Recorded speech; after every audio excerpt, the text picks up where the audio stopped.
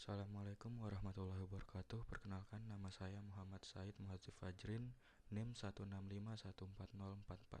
Ya, sekarang saya akan membacakan laporan saya mengenai rekayasa atau engineering.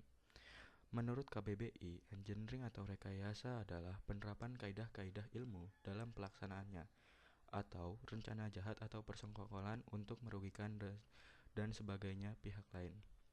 Sedangkan pengertian rekayasa dalam arti engineering adalah penerapan kaidah-kaidah ilmu. Bagi seorang engineering, penerapan ilmu tersebut digunakan untuk menghadapi masalah yang ada, atau biasa kita sebut dengan problem solving. Bagi masyarakat dan peradaban, rekayasa memegang arti penting. Bagi tiap masyarakat ataupun peradaban, mereka tentu saja memiliki masalahnya masing-masing. Disinilah peran penting rekayasa. Rekayasa akan membantu masyarakat peradaban tersebut agar dapat memecahkan tiap masalah dengan bantuan kaidah-kaidah ilmu yang telah ada. Dalam memecahkan masalah tersebut, tentunya ada yang disebut dengan problem solving. Problem solving adalah suatu proses untuk memecahkan suatu masalah agar masalah tersebut dapat selesai dengan baik. Saya akan membacakan beberapa persoalan yang dapat diselesaikan oleh engineering. Pada zaman dahulu, sebuah sungai dapat mempersulit komunikasi antar dua desa. Namun dengan adanya jembatan, maka persoalan komunikasi tersebut bisa saja diselesaikan dengan lebih baik. Penduduk dari kedua desa dapat berkomunikasi dengan baik. Tidak hanya masalah komunikasi, tapi juga tentang hubungan ekonomi, sosial, keamanan, dan juga yang lain-lainnya. Lalu ada juga HP. Dengan menggunakan HP atau yang biasa disebut dengan mobile phone, masalah jarak dan waktu saat berkomunikasi dapat diselesaikan dengan mudah. Tidak seperti surat yang membutuhkan waktu berhari-hari atau bahkan berminggu-minggu agar pesan yang kita kirim dapat diterima oleh orang yang kita tuju. Dengan mobile phone, kita dapat berhubungan saat itu juga dan di mana saja kita berada selama di kawasan tersebut ada sinyal. Mobile phone juga telah memudahkan kita karena mobile phone kini memiliki banyak fitur yang dapat mempermudah pekerjaan kita seperti untuk menghitung, browsing, menyimpan berbagai jenis file, bermain game, dan lain-lain.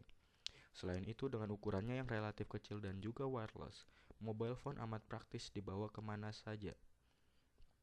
Persoalan yang telah diselesaikan oleh mobile phone merupakan persoalan yang dimiliki oleh hampir setiap manusia di dunia saat ini. Selanjutnya, ada juga robot di pabrik pembuatan mobil.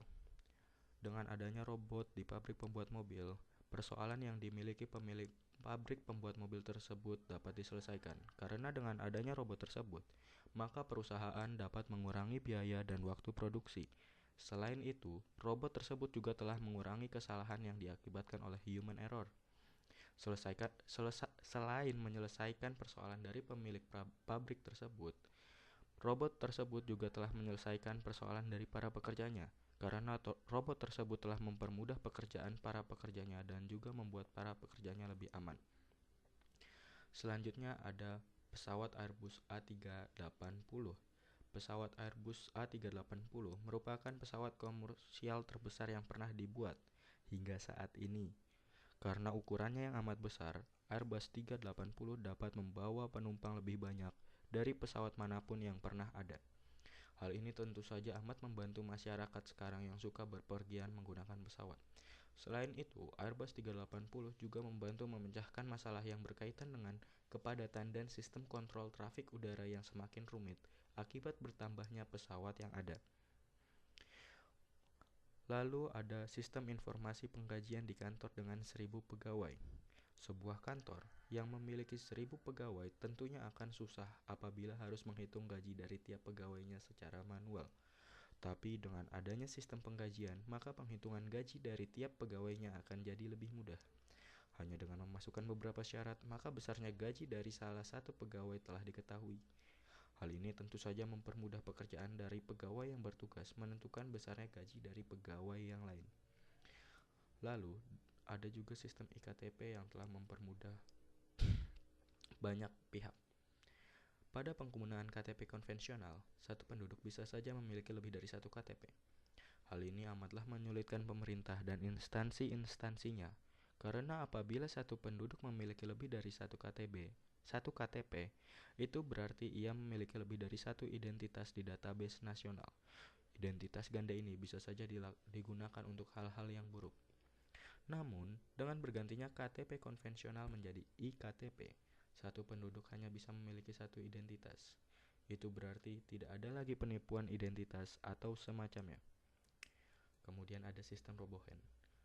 RoboHand merupakan robot yang diperuntukkan bagi orang-orang yang tidak memiliki jari tangan. Bagi orang-orang yang tidak memiliki jari tangan, memegang, menggenggam, atau hal semacamnya merupakan hal yang amat sulit dilakukan. Namun dengan adanya RoboHand, orang-orang yang tidak memiliki jari tangan tersebut akan amat terbantu dalam menjalani kehidupan sehari-harinya.